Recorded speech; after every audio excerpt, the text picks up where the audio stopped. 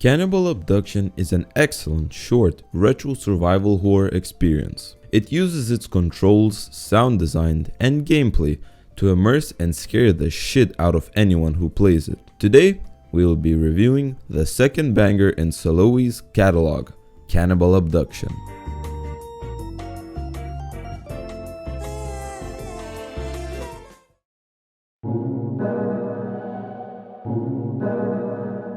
The game starts with you, a young man named Henry, cruising along a barren road when his car starts suddenly spurting and dies on him. Very conveniently, an old man stops beside his car and offers to tow it and fix it for him.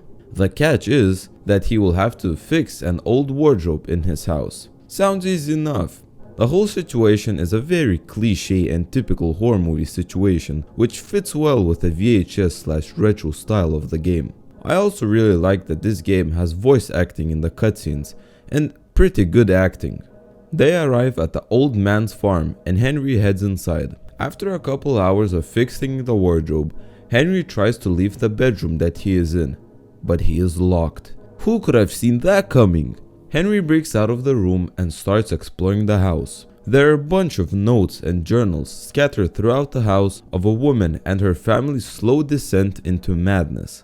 It starts with her grandma acting weird and constantly listening to radio static. Later notes start explaining how more and more of her family members are starting to act weird and go crazy. She even sees them chopping off each of their arms, which, if you didn't pay attention to, the guy that drove you to this farm is missing one arm.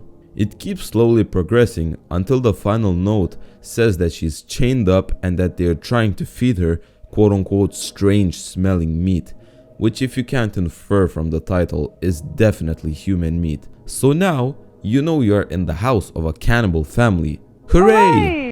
The game has two endings, which is very surprising for such a short game. The bad ending is that you end up in the sewers and you stumble upon a very creepy cave that is filled with weird fleshy egg things. You then get jumped by some sort of creature and presumably die. This ending shows us that there might be more at play than just these people being cannibals, that there might be some magic or other weird shit. The good ending shows Henry escaping from the house and sewers and getting picked up by a police cruiser. For such a short game, it actually has a pretty expansive story and lore.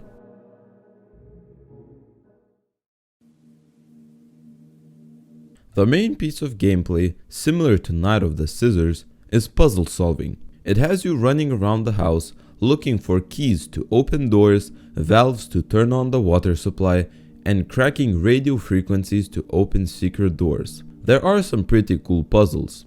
The most memorable in my opinion is that there is a room with a dog in it. The dog is guarding a doorknob that is needed to open a door.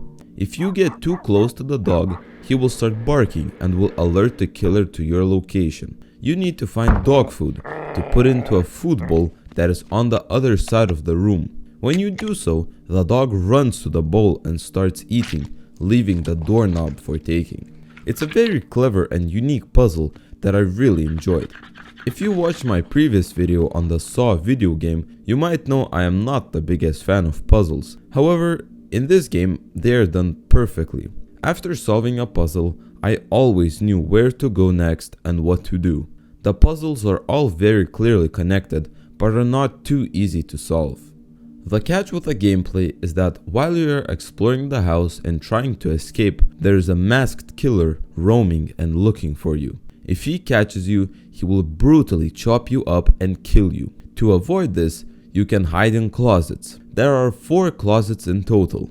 You always have time to run to a wardrobe if you know where one is, as the killer is slightly slower than you, so you have time to run away and lose him. If you do get hit, but still manage to run away, do not fear. You can heal yourself if you have a bandage. That's the only way of healing in this game.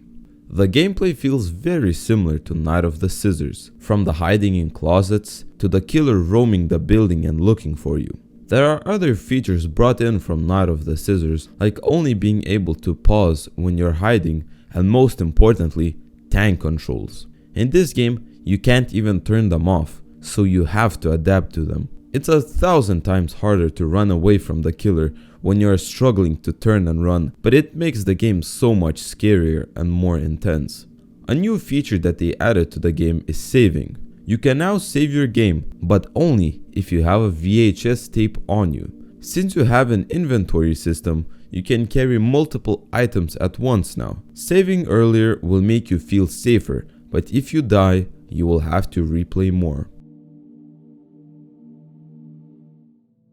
Surprisingly, the atmosphere and environment are a very big part of this game.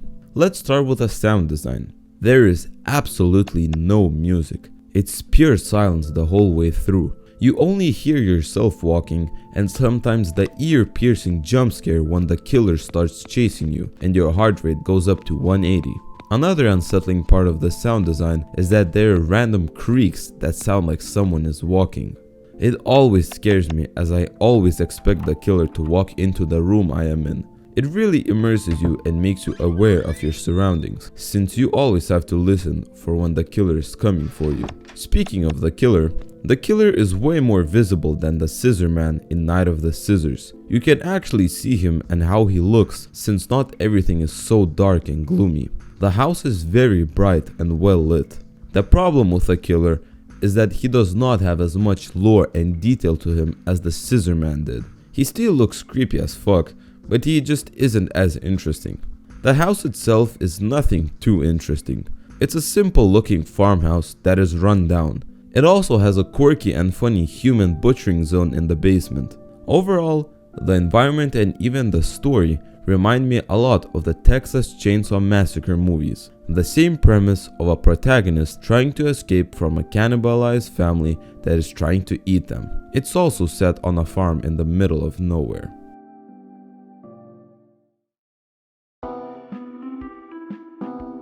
Cannibal Abduction is another amazing VHS horror game made by Saloe.